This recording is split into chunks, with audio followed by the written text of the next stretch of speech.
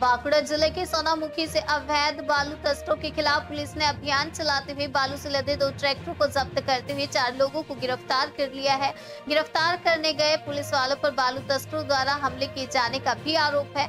इस घटना में 3 पुलिस वाले जख्मी हो गए हैं। गिरफ्तार किए गए अभियुक्तों को विष्णुपुर के एससीजेएम की अदालत में पेश किया गया। पिछले दिनों राज्य की मुख्यमंत्री ममता बनर्जी ने बालू तस्करों के खिलाफ अभियान चलाने के लिए राज्य के डीजीपी राजीव कुमार को निर्देश दिया था, जिसके बाद हरकत में आई पुलिस ने बांकुड़ा जिले में अवैध बालू तस्करों पर जोरदार अभियान चलाया। इस अभियान के दौरान बालू तस्करों को पकड़ने गए पुलिस वालों को 15 से 20 बालू माफियाओं और उसके गुर्गों ने बंधक बना लिया।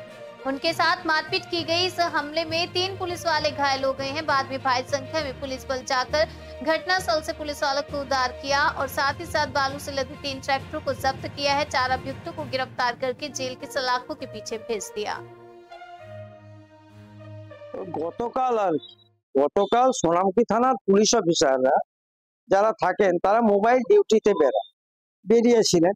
সেই সময় ওই বন্দিরামপুরের কাছে যে আপনার বালি খাদান আছে, সেই বালি খাদানের মালিক এবং স্টাফদের তাদেরকে তাদেরকে মানে কি বলবো, তাদেরকে মানে হাঁটিয়ে দিয়ে সরিয়ে দিয়ে জোরপূর্বক বালি এবং 4টে ট্রাকে ভর্তি করে নিয়ে যাচ্ছিল। তার কোনো গাড়ির নাম্বার ছিল এবং কোনো গাড়ির নাম্বার ছিল না।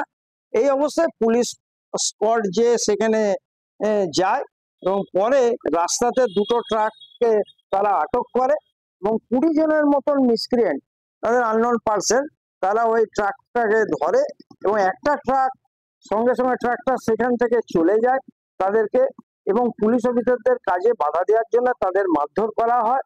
এবং এই মুহূর্তে যাদের নাম মোটামুটি তারা জানতে পেরেছে যে 4 জন আসামিকে পুলিশ অ্যারেস্ট করেছে। তাদের মধ্যে রাকেশ পাল, অমিত ঘোষ আর কি সার্থ বাগদি আর রাহুল তপসী, এই 4 জনকে পুলিশ অ্যারেস্ট করে আজ ফরওয়ার্ড করে বিষ্ণুপুর কোর্টে চালান করেছে। পুলিশ কর্মী আহত হয়েছে? হ্যাঁ, পুলিশ কর্মী আহত হয়েছে। একটা ট্রাক্টর সিজ করা হয়েছে, আর একটা ট্রাক্টর পলায়ন করে চলে গেছে।